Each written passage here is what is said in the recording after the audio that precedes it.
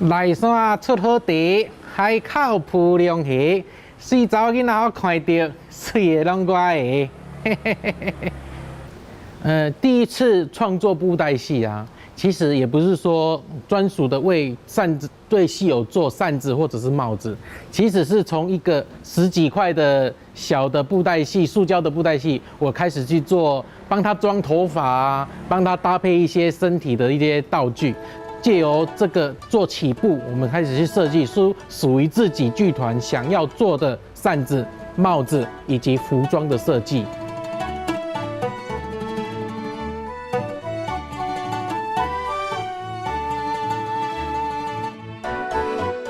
搭配我们自创的一些角色，然后跟我们的角色做搭配，这样使用起来，我们表演者会更有感觉。大家好，我们今天所要示范制作的偶戏道具是芭蕉扇。哦，芭蕉扇在戏剧里面占有的角色非常重要。哦，在西游记来对，如果没有这一把扇子，哦，它的戏剧的结构以及戏剧的流程会没有办法进行。哦，大家都知道，《西游记》里面最出名就是火焰山嘛，它需要这一把道具出来做呈现，所以可见每一个道具对于戏剧来讲都非常重要。现在开始教大家如何去做诗作，然后首先我们要备材料，我们去找漂亮一点的布，小小块就好了，然后把它贴在纸板上面，画上想要的形状。这布的元素怎么来？其实从不要的窗帘或者是桌巾，沾黑掉的桌巾，它一定会有漂亮的地方。好，然后如何去画这个芭蕉的形状？教大家一个小秘诀。我们可以把一张纸先对折。对折之后，用描出一半的形状，用剪刀把它剪下来，打开来，就会是一个芭蕉的形状，非常的漂亮。我们不用手一个慢慢的去描它，有对称的感觉，这个形状就会非常漂亮。我们需要几颗漂亮的宝石做装饰，这种东西在书局都会买得到，也切给弄买有，包括流苏、金葱线，书局也都有小包装的做买卖。这个就是我们所用的竹筷子。我们竹筷子再缠上金葱线，然后等一下方便我们做那个把柄，就是我们的扇子的把柄做使用。然后最重要是这一条，这个是兔毛，这在我们的服装店、服装材料店或者是纽扣店，一般我们大宗在卖纽扣的，他都会做这种兔毛的买卖，我们就去买这一节回来做诗作。接下来跟大家介绍我们所需要的一些工具。我们需要的就是2种胶水。就是相片胶及透明强力胶，还有我们的老虎钳，还有剪刀，剪刀是最重要，但是也是这一次的工作里面算是很危险的东西，所以小朋友做诗作的时候一定要做小心。还有我们的热熔枪。好，我们首先动作要把纸板上面的形状剪下来。我们刚才已经介绍过如何去画这个纸板，其实我们纸板到目前到这个步骤，就是说你要决定你要做怎样形状的。做怎样形状的扇子，你就决定权就在这边。如果你今天想做一把不一样形状的，就在纸板上画上你想要的形状。而我们今天示范的是芭蕉扇，所以我们要剪下来是芭蕉的形状。然后在做丝剪的时候，一定要注意的地方就是，你剪得越漂亮，形状剪得越漂亮，你等一下呈现出来的道具及你的形状就会越漂亮。大胆的去做创作，不用怕失败，然后你要用很细腻的心去慢慢的去做这每一个步骤。我们有2块纸板，我们2片都要做修剪。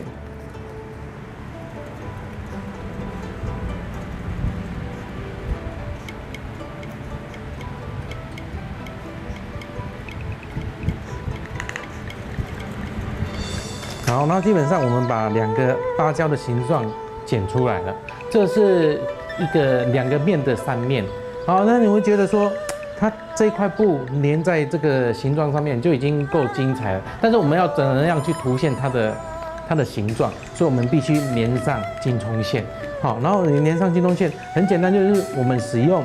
透明强力胶。好，然后我们把胶涂在我们刚剪下来的框的地方，厚度大概就是我们金葱线的厚度，绕一圈之后，这种胶的特性就是它在干的部分会非常的快，所以马上就可以做丝黏。这种胶的特性就是它很容易做结合，这是一般胶水做不到。你看，我们要照着我们剪下来的芭蕉的形状下去做粘合，就只有这一种胶水的特性，会很快速的让金葱线粘在我们要的纸板上面。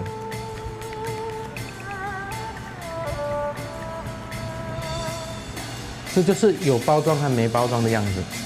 好，然后一样，我们2个面都要做丝做，然后上胶的部分呢，就是千万不要上得太厚，它有一个原则就是不要像蚯蚓一样，然后有亮亮的感觉，湿亮亮的，它就能够做结合，但是也不要说太少，太少会粘不住，然后容易掉胶。这种胶水啊，它有一个特性，它就是它干了就是一种固体，所以你把它搓一搓就掉了，然后搓完之后我们就去把手洗干净。其实你创作每一样东西，制作每一样东西，手会弄脏，一定是难免的事情。然后我们现在2片的扇面，我们两边的扇面都已经做好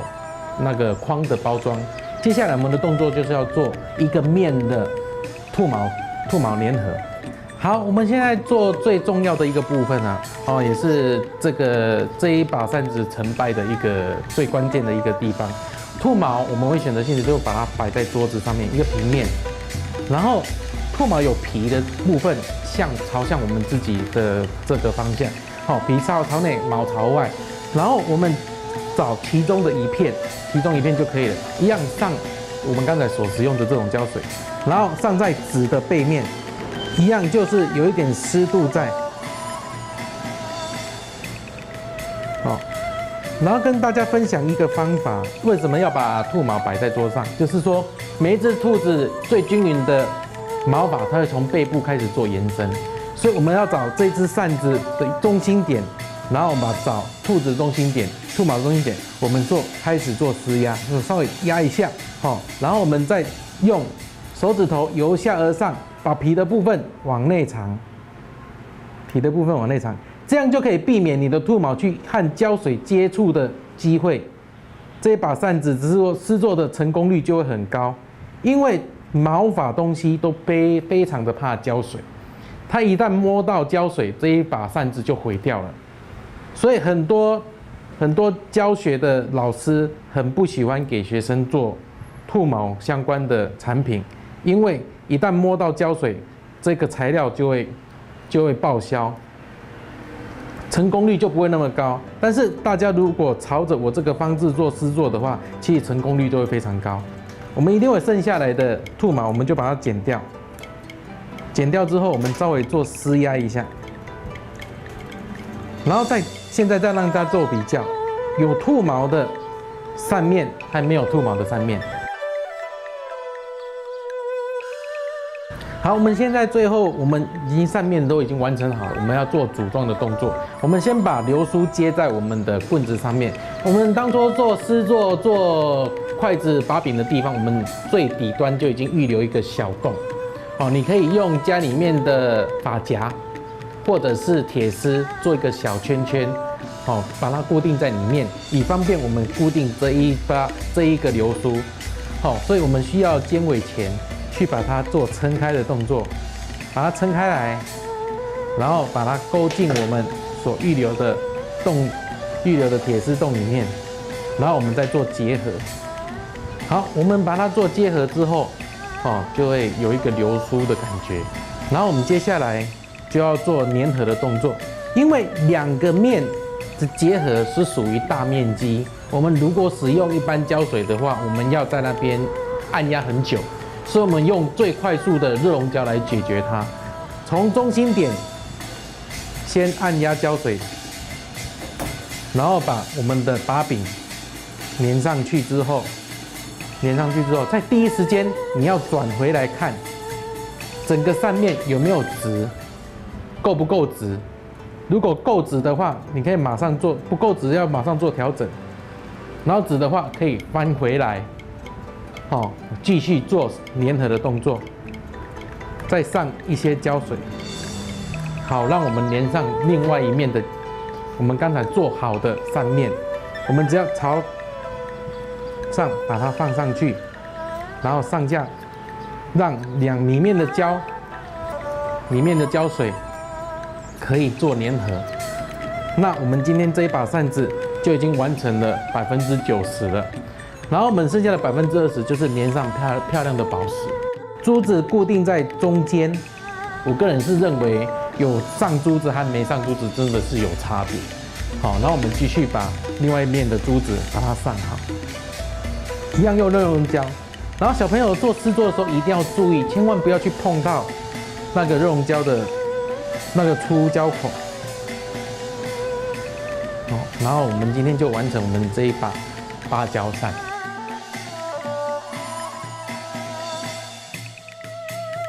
跟各位介绍一下，这是很普遍大家都认识的福禄寿。然后这一组福禄寿是由我设计，专门为野台戏做制作的。跟大家所一般看到的福禄寿，他们都会穿龙袍啊，因为我觉得观众喜欢金光闪闪的样子，所以我为野台戏设计的这一个版本是属于野台版的那个福禄寿。然后这个作品，这一件衣服作品，它是很简单的一个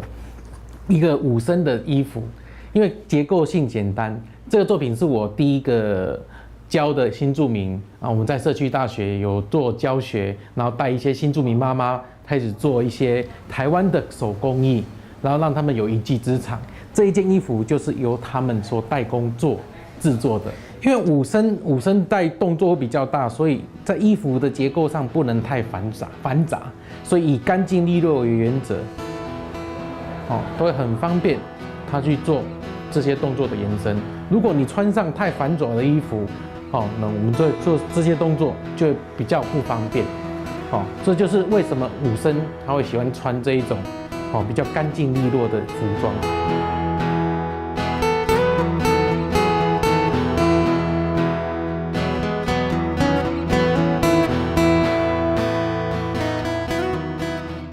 我是云林布袋戏演师林志豪，云林布袋戏上界赞。